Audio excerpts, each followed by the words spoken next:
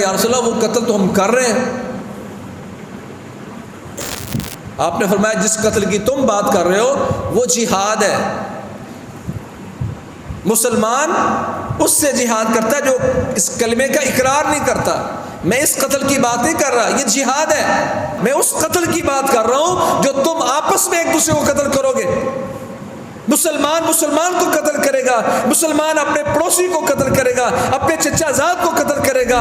فضیلت الشیخ مفتی Abdul Latif, Islamic scholar. وَمَن يَقْتُلْ مُؤْمِنًا مُتَعَمِّدًا فَجَزَاؤُهُ جَهَنَّمُ خَالِدًا فِيهَا وَغَضِبَ اللَّهُ عَلَيْهِ وَلَعَنَهُ وَأَعَدَّ لَهُ عَذَابًا عَظِيمًا. اللہ رب العزت اپنی لاریب کتاب قرآن مجید میں ارشاد فرماتے ہیں کہ جو شخص کسی مومن کو جان بوجھ کر قتل کرتا ہے اس کی سزا جہنم ہے.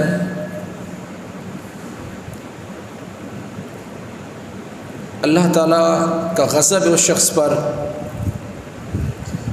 اللہ نے اس کو لعنتی بنا دیا ہے اور اس کے لیے بہت بڑا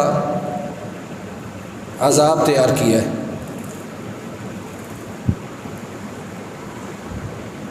رسول اللہ صلی اللہ علیہ وسلم نے ارشاد فرمایا لزوال الدنیا اہون علی اللہ من قتل مؤمن. ساری دنیا جس میں مسلمان اور مومن نہ ہوں، ساری دنیا تباہ ہو جائے، اللہ کے ہاں یہ مسئلہ کم تر ہے بنسبت اس کے کہ ایک مسلمان کو ایک مومن کو قتل کر دیا جائے. ساری دنیا تباہ ہو جائے. لزوال الدنیا اہون علی اللہ من قتل مؤمن. کلمہ پڑھنے والے کے قتل سے اللہ کے ہاں یہ بات آسان ہے کہ ساری دنیا تباہ ہو جائے. ایک مسلمان کا قتل اللہ کے ہاں ساری دنیا کے تباہ و برباد اور زوال پذیر ہونے سے بھی بڑا ہے. دنیا تباہ ہو جائے اللہ کے ہاں یہ بات کم تر ہے، چھوٹی ہے، حقیر ہے. کس بات سے؟ اس بات سے کہ کسی مسلمان کو قتل کیا جائے. رسول اللہ صلی اللہ علیہ وسلم نے ارشاد فرمایا لو ان اہل السماء والارض اشترکوا فی دم مسلم لأکبہم اللہ فی النار. سارے آسمان والے یعنی فرشتے اور ساری زمین والے تمام لوگ ایک مسلمان کے قتل میں شریک ہو جائیں لأکبہم اللہ فی النار. اللہ سبھی کو، سارے آسمان والوں کو، سارے زمین والوں کو جہنم میں الٹا کر کے پھینکے گا. آج مسلمان کو قتل کرنا اور ایک مکھی کو قتل کرنا برابر بنا دیا گیا. اتنا بڑا جرم. وَمَن يَقْتُلْ مُؤْمِنًا مُتَعَمِّدًا فَجَزَاؤُهُ جَهَنَّمُ. جس نے جان بوجھ کر ایک مومن کا قتل کیا تو اس کی سزا جہنم ہے. کبھی سوچا ہے کیا سزا یہ؟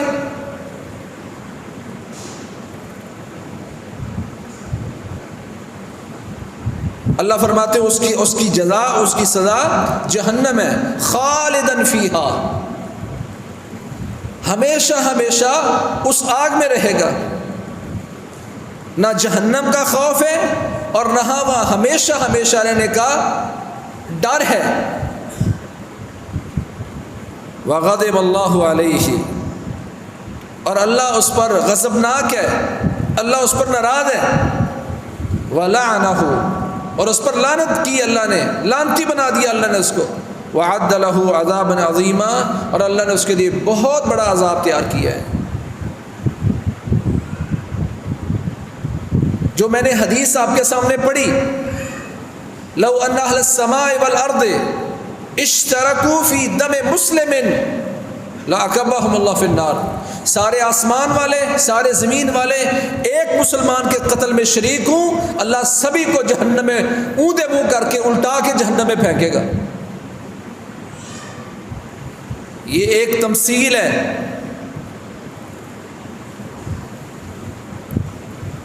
نہ سارے آسمان والے نہ سارے زمین والے مل کر ایک بندے کو قتل نہیں کرتے۔ اشترکو فی دم مسلم، کسی بھی انداز میں وہ شریک ہوئے، کسی نے مشورہ دیا، کسی نے اشارہ کیا، کسی نے اسلحہ پیش کیا، کسی نے اس کو بھڑکایا، کسی نے اس کو پیسے دیے، کسی نے خریدا، کس ساری دنیا کے لوگ اور آسمان والے لوگ ایک مسلمان کے قتل میں شریک ہوں گے، لَأَكَبَّهُمُ اللَّهُ فِي النَّارِ۔ رسول اللہ صلی اللہ علیہ وسلم نے کس طرح اس کو واضح کیا؟ اسامہ رضی اللہ تعالیٰ عنہ کچھ انصاری صحابہ کے ساتھ میدان مقتل میں کھڑے ہیں، جنگ ہو رہی ہے کہ سامنے ایک بندہ اپنی بھیڑ بکریاں لے کے کھڑا ہے، اور جب مسلمان اس کی طرف بڑھے اس نے کہا اسلم، تو میں مسلمان ہو گیا۔ انصار نے تو اپنا ہاتھ روک لیا، پر حضرت اسامہ نے اس لیے اس پر تلوار چلا دی کہ جان بچانے کے لیے، مال بچانے کے لیے ڈرامہ کر رہا ہے اور کہتا ہے میں مسلمان ہو گیا ہوں، تلوار چلا دی۔ رسول اللہ صلی اللہ علیہ وسلم کو یہ بات آ کے بیان کی گئی۔ ہو سکتا ہے وہ اپنا مال بچانے کے لیے، ہو سکتا ہے جان بچانے کے لیے اس نے کہا ہو، اور یہ بھی امکان تھا کہ وہ سچا مسلمان بننا چاہ رہا ہے، اور اللہ کے نبی محمد کریم صلی اللہ علیہ وسلم نے اس کے اس جملے کو مسلمانوں میں شمار کیا۔ کہا اے اسامہ اقتلتہ بعد ان قال لا الہ الا اللہ، اسامہ تو نے اس کو لا الہ الا اللہ کہنے کے بعد قتل کر دیا؟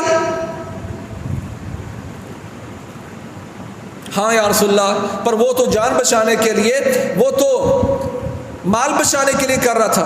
فرمایا حل لا شققت عن قلبہ، تو نے اس کا دل چیر کے نہیں دیکھا؟ کیسے پتہ چلا تجھے؟ پھر اللہ کے نبی فرمانے لگے کیف تفعل بلا الہ الا اللہ، کیف تفعل بلا الہ الا اللہ، کیف تفعل بلا الہ الا اللہ۔ اسامہ فرماتے اللہ کے نبی محمد کریم صلی اللہ علیہ وسلم نے یہ جملہ اتنی مرتبہ کہا، اسامہ بتا قیامت کا دن ہوگا تو اس لا الہ الا اللہ کے مقابلے میں کھڑا کیسے ہوگا؟ یہ قیامت والے دن لا الہ الا اللہ کا تقاضا تجھ سے کرے گا کہ کلمہ اس نے پڑھ لیا تھا، وہ اپنے آپ کو مسلمان کہتا تھا، تو نے اس کو کیسے قتل کر دیا؟ کیف تفعل لا الہ الا اللہ، قیامت کا دن ہوگا، اسامہ بتا تو لا الہ الا اللہ کا مقابلہ کیسے کرے گا؟ جواب کیسے دے گا اس کا؟ اتنی مرتبہ جملہ پیارے پیغمبر نے فرمایا کہ صحابہ کہتے ہیں کہا کاش کہ اللہ کے نبی چپ ہو جائے۔ اسامہ رضی اللہ تعالیٰ عنہ کو اپنی غلطی کا احساس ہوا، تو کیا کہتے ہیں کاش کہ میں مسلمان ہی اس قتل کے بعد ہوتا، میرے اسلام میں یہ دھبا نہ ہوتا کہ وہ بندہ جو کلمے کا اقرار کرنا چاہ رہا تھا، جو اپنے آپ کو مسلمان قرار دے رہا تھا، پتہ نہیں وہ ہے کہ نہیں، شک کی بنیاد پر ایک تو کلمہ پڑھتا کہتا میں لا الہ الا اللہ پڑھتا ہوں، میں مسلمان ہوں کہتا ہے، پھر آپ نے اس کو قتل کیا۔ کبھی سوچا قیامت کا دن ہوگا، مقابلہ کیسے کرو گے؟ کہتے کاش کہ میں مسلمان ہی اس قتل کے بعد ہوتا، کاش کہ میں اسلام کی حالت میں یہ عمل نہ کرتا۔ احساس ہوا ان کو غلطی کی میں نے۔ صحیح بخاری میں آتا ہے بنو جزیمہ ایک قبیلہ ہے، رسول اللہ صلی اللہ علیہ وسلم نے ان کی طرف بھیجا حضرت خالد بن ولید کو۔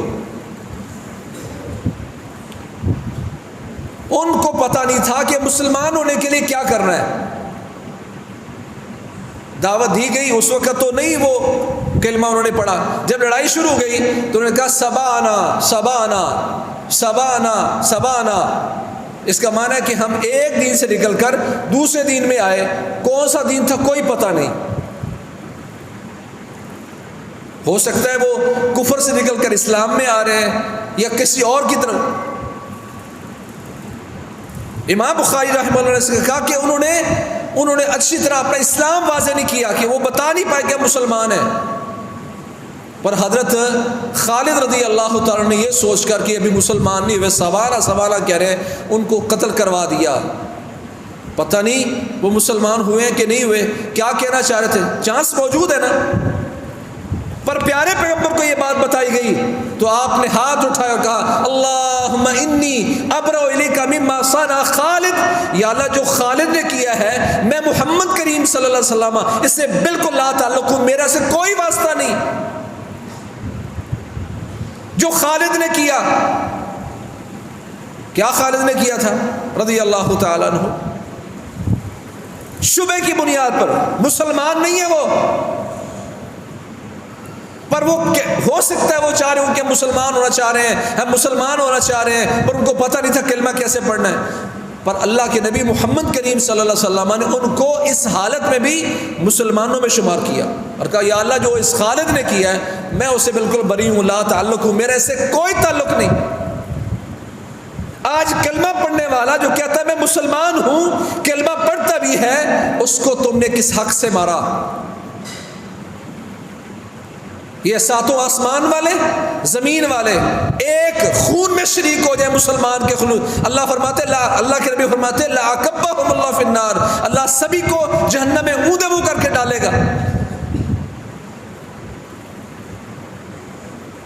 ابو ذر رضی اللہ عنہ کی روایت سنن ابن ماجہ اور مسند احمد میں آتی ہے،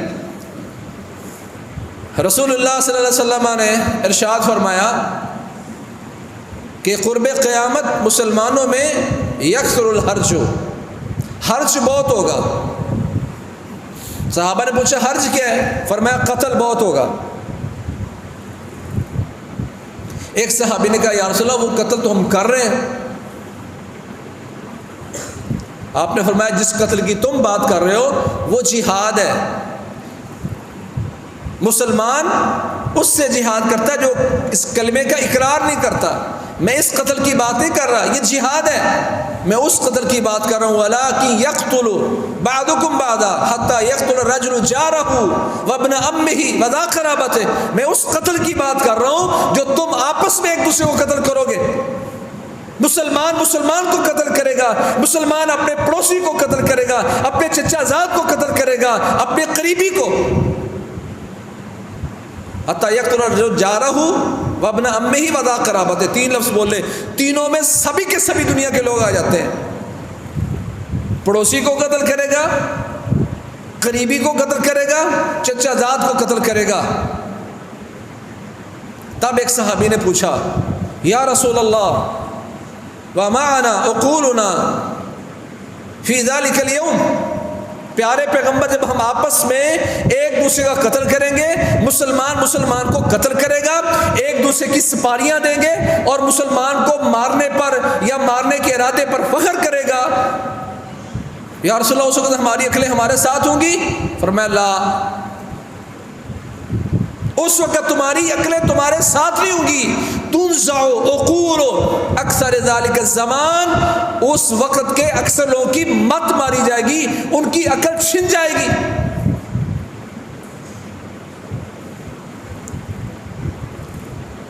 اللہ کے نبی فرماتے جب آپس میں ایک دوسرے کو قتل کرو گے تب تمہاری عقلیں تمہارا ساتھ نہیں دیں گی، عقلیں چھن جائیں گی۔ من حمل السلاح علینا فلیس منا، جس نے ہم پر اسلحہ تانا وہ ہم میں سے نہیں ہے۔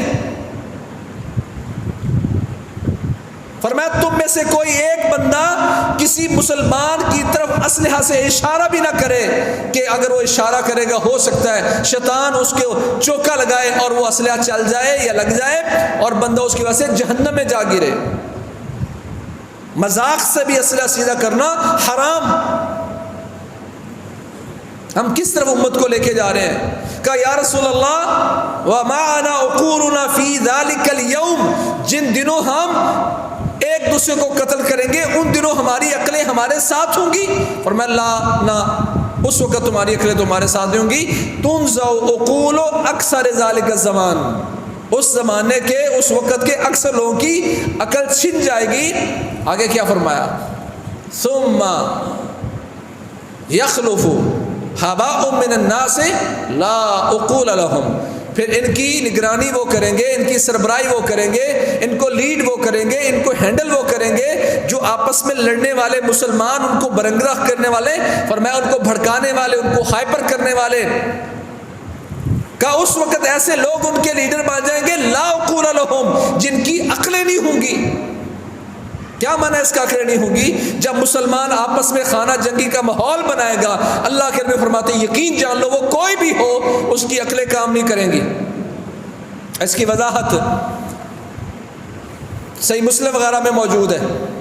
اللہ کے نبی فرماتے ہیں صلی اللہ علیہ وسلم، میں نے اللہ سے دعا کی یا اللہ میری امت کو عام قحط سالی سے تباہ نہ کرنا کہ ساری امت محمد بھوک سے، افلاس سے، تنگ دستی سے مر جائے۔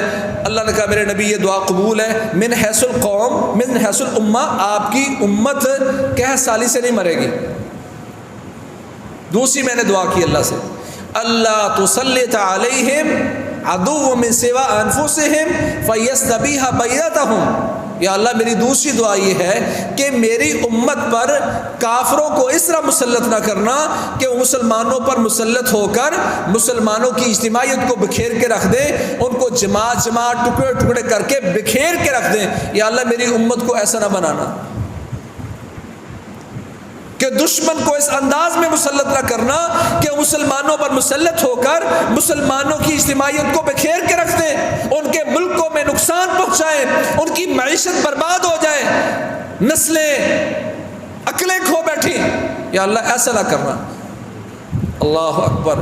اللہ کے نبی فرماتے ہیں میرے رب نے میری دعا قبول کی کچھ شرطوں کے ساتھ۔ میرے رب نے فرمایا میرے نبی اللہ صلیت علیہم عدو من سوا انفسہم فیستبیح بیضتہم ولا یجتمع من باختارها۔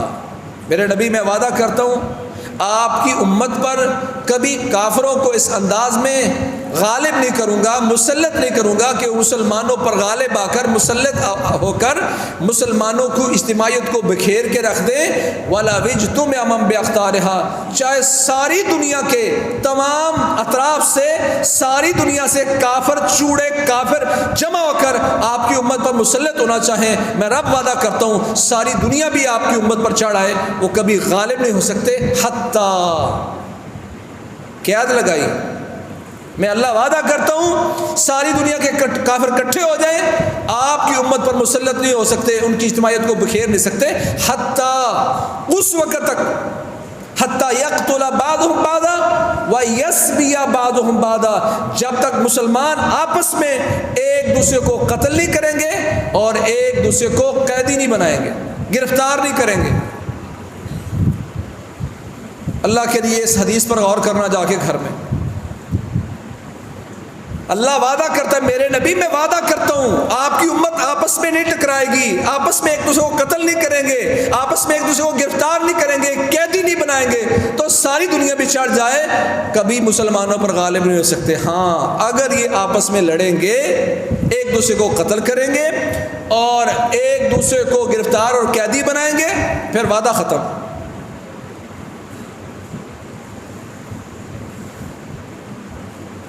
یہ کام صرف کافر نہیں کرتے، کلمہ پڑھنے والا بھی کرتا، مسلمان کو اس کے خون کو حلال سمجھنا۔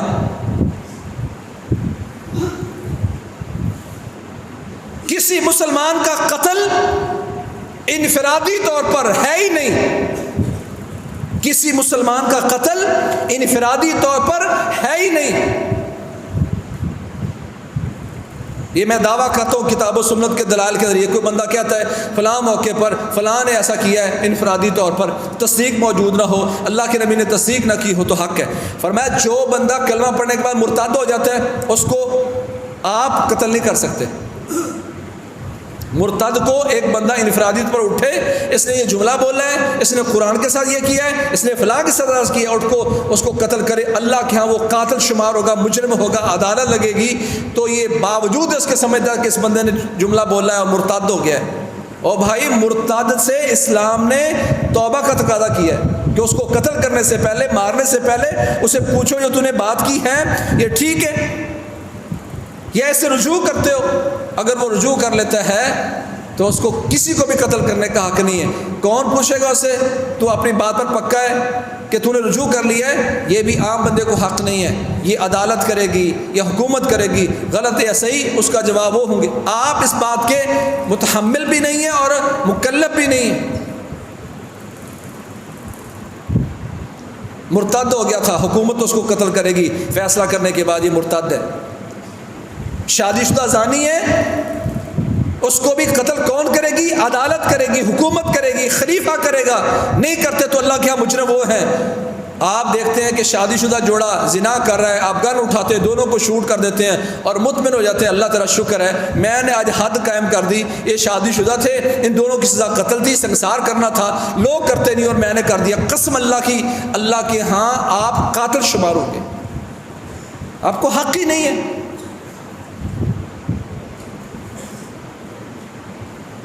تیسرا وہ بندہ جس نے بغیر کسی حق کے کسی مسلمان کو قتل کیا، اس قاتل کو بھی قتل کیا جائے گا، پر قبیلہ قتل نہیں کر سکتا۔ میرا بھائی اس نے قتل کیا تھا لہذا میں نے اس کو قتل کر دیا، آپ بھی ویسے ہی قاتل شمار ہوں گے جیسے وہ پہلے والا قاتل تھا۔ اسلام نے حدود و قیود متعین کی ہیں۔ حضرت عبداللہ بن عباس اس پر اتنا بڑا فتویٰ دیتے تھے، اتنا بڑا سخت فتویٰ تھے، صحیح بخاری میں موجود ہے، وہ کہتے ہیں جس مسلمان نے کسی مسلمان کو قتل کیا فلا توبۃ لہ، اس کی توبہ ہی نہیں ہے۔ اگرچہ بعد والے محدثین اور باقی صحابہ کہتے ہیں ہاں اللہ سے سچی توبہ کر لے اور حقوق العباد کا خیال رکھے تو اس کی توبہ بھی ہے، مگر وہ اتنا سخت فتویٰ دیتے تھے اس آیت کے نزول کے بعد وَمَن يَقْتُلْ مُؤْمِنًا مُتَعَمِّدًا، کہتے ہیں اس کی توبہ ہی نہیں ہے۔ لیکن ہم کہتے ہیں یہ توبہ کر لے اللہ تعالیٰ سے، اپنے گناہ کے اعتراف کرے اور سزا پا لے یا جو بھی اس کو، تو انشاءاللہ توبہ ہے۔ اللہ کے نبی فرماتے ہیں مسلمان آپس میں لڑیں گے، ایک دوسرے کو گرفتار کریں گے، پھر وعدہ ختم، اور جب وعدے ختم ہوتے ہیں تو پھر سزائیں کیا ملتی ہیں؟ وَلَمْ يَنْقُضُوا عَهْدَ اللَّهِ وَعَهْدَ رَسُولِهِ إِلَّا سَلَّطَ اللَّهُ عَلَيْهِمْ عَدُوًّا مِّن سِوَىٰ أَنفُسِهِمْ فَأَخَذُوا بَعْضَ مَا فِي أَيْدِيهِمْ۔ پیارے پیغمبر فرماتے ہیں جو لوگ اللہ اس کے رسول کے وعدوں کو توڑ دیتے ہیں تو سزا کے طور پر اللہ تعالیٰ مسلمانوں پر کافروں کو مسلط کر دیتا ہے، اور جو کچھ مسلمانوں کے ہاتھ میں بچی کچھ چیز ہوتی ہے، وہ عزت ہے، وہ مال ہے، وہ ٹیکس کے طور پر، وہ جرمانے کے طور پر، وہ سود کے طور پر، جو کچھ مسلمانوں کے ہاتھ میں ہوگا وہ بھی چھین کے لے جائیں گے۔ سزا کس بات کی؟ اللہ اس کے رسول کے وعدوں کو توڑنے کی۔ میرے بھائیوں یہ چھوٹا جرم نہیں ہے، میں فلاں کو مارنا چاہتا تھا، میرا ارادہ صرف اس کو مارنے کا تھا، یہ تو قیامت والے دن فیصلہ ہوگا۔ عمر رضی اللہ عنہ فرمایا کرتے تھے پتہ چلا ایک بندہ قتل ہوا ہے صنعاء میں، کہا اللہ کی قسم پورے صنعاء کے لوگ، اہل صنعاء، اس مجھے پتہ چلے اس بندے کے خون میں شریک ہیں تو میں سارے کے سارے اہل صنعاء کو قتل کرواؤں گا۔ ایک کچھ روایت ہوتا ہے 50 لوگ بھی اس کے قتل میں شریک ہوئے تو 50 کو قتل کرواؤں گا۔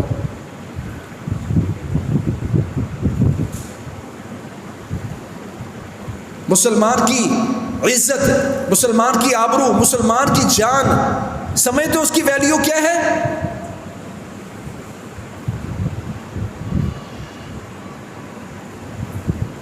رسول اللہ صلی اللہ علیہ وسلم نے بیت اللہ کی طرف دیکھا، کہا ما آدم شأنک ما آدم حرمتک، اے بیت اللہ تیری شان کتنی عظیم ہے، تیری حرمت بہت بڑی ہے، پر قسم اللہ کی ایک مسلمان کی لحرمت مؤمن عند اللہ اعظم منک، اللہ کی قسم اے بیت اللہ پر ایک مومن کی حرمت، ایک مسلمان کی حرمت اے بیت اللہ اللہ کے ہاں تجھ سے بھی عظیم ہے۔ بیت اللہ سے جس کی عزت عظیم تھی آج اس کی عزت ہر جگہ پامال کی جاتی ہے۔ کون غلطی کرتا ہے، کون صحیح کرتا ہے، میں اس پر بات نہیں کر رہا، میں جنرل بات کر رہا ہوں۔ فلاں کرپٹ ہے، فلاں نے کرپشن کی ہے، فلاں نے یہ کیا ہے۔ دنیا کا سب سے بڑا کرپٹ بندہ وہ ہے، دنیا کا سب سے بڑا سود خور بندہ وہ ہے جو کسی مسلمان پر حق بات کرتا ہے۔ اللہ کے نبی فرماتے ہیں استطالۃ الرجل فی ارض اخیہ بغیر حق ان من ارب الربا، ان من ارب الربا استطالۃ الرجل فی ارض اخیہ بغیر حق. لوگوں دنیا کا سب سے بڑا سود یہ ہے. ان من اربع الربا سپرلیٹر ڈگری کے ساتھ افعل التفضیل کے ساتھ کا دنیا کا سب سے بڑا سود یہ ہے استطالۃ الرجل فی ارض اخیہ بغیر حق. ان من اربع الربا استطالۃ الرجل فی ارض اخیہ بغیر حق. بغیر حق کے کسی مسلمان کے بارے میں زبان درازی کرنا یہ دنیا کا سب سے بڑا سود ہے.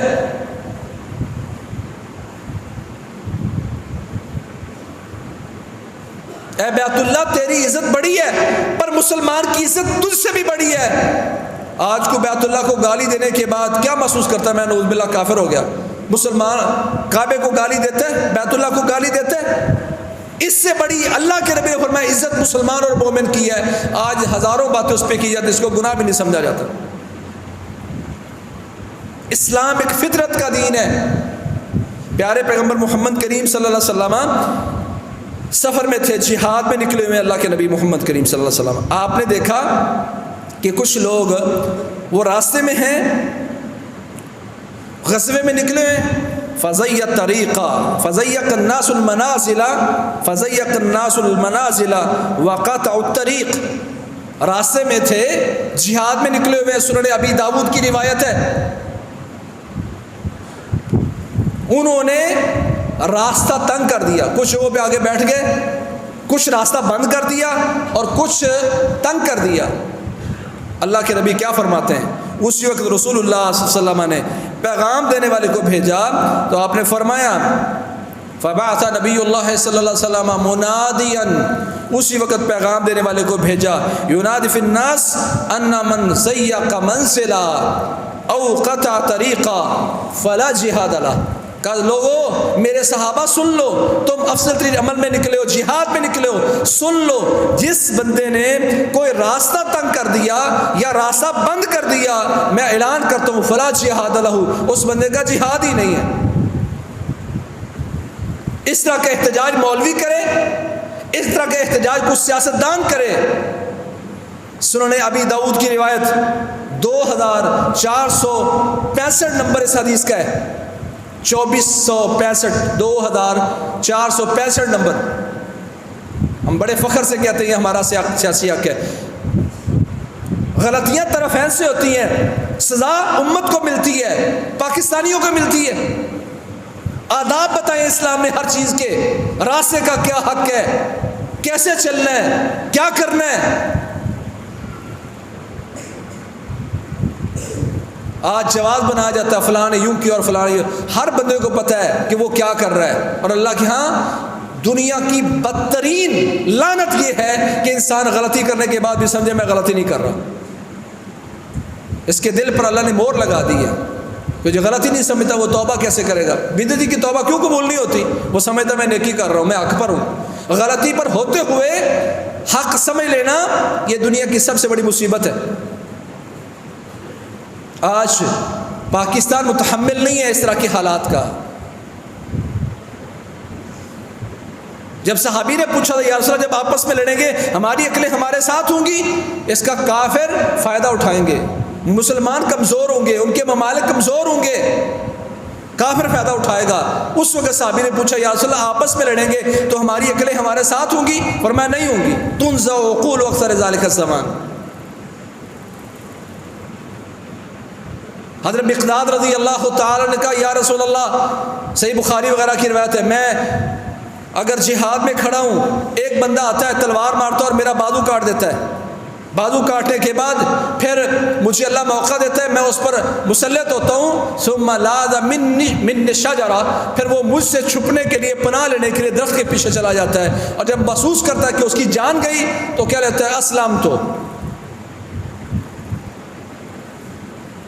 صحیح بخاری میں صحابی رسول پوچھتے ہیں یا رسول اللہ کافر ہے، میرے مقابلے میں کھڑا ہے، لڑائی لڑنے آیا ہے، بازو اس نے میرا کاٹ دیا ہے، اور جب میرا اس پر داؤ چلا تو کہتا اسلام، تو میں مسلمان ہوا، تو کیا کروں؟ فرمایا فلا تقتلہ، میرے صحابی تو نے اس کو قتل نہیں کرنا. یا رسول اللہ اس نے میرا بازو کاٹ دیا اور جب اپنی جان پر بنی تو اس نے کہا اسلم تو میں مسلمان ہوا ہوں، میں مسلمان ہوں۔ فرمایا لا تقتلہ، تو نے اس کو قتل نہیں کرنا، اور اگر تو نے اسلم تو کہنے کے بعد تو نے اس کو قتل کر دیا تو کلمہ پڑھنے سے پہلے جو اس کی حالت تھی تو اس حالت پر چلا جائے گا، اور کلمہ پڑھنے کے بعد جو تیری کیفیت تھی وہ تیری حالت پر آ جائے گا۔ کلمہ پڑھنے سے پہلے جو اس کی حالت تھی تو اس کی حالت پر چلا جائے گا، اور کلمہ پڑھنے کے بعد جو تیری حالت تھی وہ تیری حالت پر آ جائے گا، تو اس کی حالت پر وہ تیری حالت پر آ جائے گا۔ اتنی بڑی بات کی رسول اللہ صلی اللہ علیہ وسلم نے۔ کلمہ پڑھنے سے پہلے اس کا خون حلال تھا، کلمہ پڑھنے کے بعد وہ تیری جگہ پر آ گیا کہ تیرا خون حلال نہیں تھا، وہ اس کا خون حرام ہو جائے گا، اور تو اس کی جگہ پر چلا جائے گا، تیرا خون حلال ہو جائے گا، مباح الدم بن جائے گا، تجھے قتل کیا جائے گا اگر تو نے ایسا کیا تو۔ یہ تربیت ہے اسلام کی۔ پتہ نہیں وہ کیوں کہہ رہا ہے میں مسلمان ہوں، جنگ میں ہے، پھنسا ہوا ہے، جان جا رہی ہے، پر اسلام نے کہا، اس نے کہہ دیا میں مسلمان ہوں، تجھے ماننا پڑے گا کہ وہ مسلمان ہے۔ میرے بھائیوں، اللہ کے لیے یہ بڑے حساس مسئلے ہیں، آنکھیں بند ہونے کے بعد پتہ چلے گا کہاں کہاں کس نے شریعت کی مخالفت کی ہے۔ اللہ کے نبی نے فرمایا لو ان اہل السماوات والارض اشترکوا فی دم مسلم وفی دم مؤمن لاکبہم اللہ فی النار، اگر زمین و آسمان والے اور زمین والے ایک مومن ایک مسلمان کے قتل میں شریک ہو گئے، اللہ سبھی کو، سارے آسمان والوں کو، سارے زمین والوں کو جہنم میں پھینکے گا۔ لزوال الدنیا اہون علی اللہ من قتل مؤمن، ساری دنیا برباد ہو جائے، اللہ کو پرواہ نہیں ہے بنسبت اس کے کہ ایک مسلمان کا قتل کیا جائے۔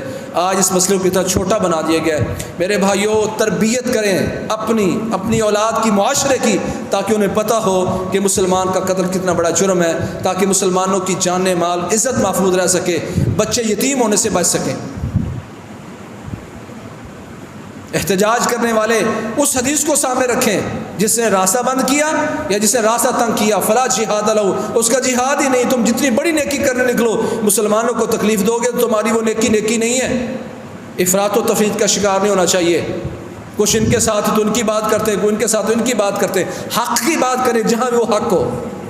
مسلمان کو اسلام نے یہ بتایا ہے۔ اللہ کریم مسلمانوں کو، اہل پاکستان کو اللہ کریم امن کا گہوارہ بنائے۔ جو مشکلات اب بننے جا رہی ہیں اللہ تعالیٰ ہمیں اسے محفوظ فرمائے۔ وہ لوگ جو اس وقت معصوم ہیں، قرآن پڑھتے ہیں، احادیث سناتے ہیں، معصوم بچے ہیں، اللہ کریم ان کی دعاؤں کی برکت کی وجہ سے اس ملک کو، پاکستان کو، اہل پاکستان اور مسلمانوں کو امن کا حقدار بنا دے۔ اور جو کشیدگی چل رہی ہے اور بڑھ رہی ہے، اللہ تعالیٰ ہمیں اس سے محفوظ فرمائے۔ ہمیں اپنی دعاؤں میں ملک کی حالات کو سامنے رکھ کر اللہ کو یاد بھی رکھنا چاہیے۔ اس وقت اجتماعی طور پر اللہ تعالیٰ سے امن مانگنے کی ضرورت ہے، رجوع کرنے کی ضرورت ہے، استغفار کی ضرورت ہے۔ اللہ کریم ہمیں ہر طرح کے برے حالات سے محفوظ فرمائے۔ اللہ ہمیں اپنی پناہ میں رکھے تمام امور سے جو ہمارے لیے، ہماری اولادوں کے لیے، نسلوں کے لیے اور ملک پاکستان کے لیے شر کا سبب بنے۔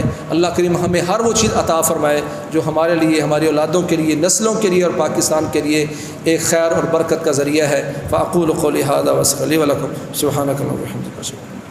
خیر کی بات آگے شیئر کیجیے اور اپنے لیے صدقہ جاریہ بنائیے۔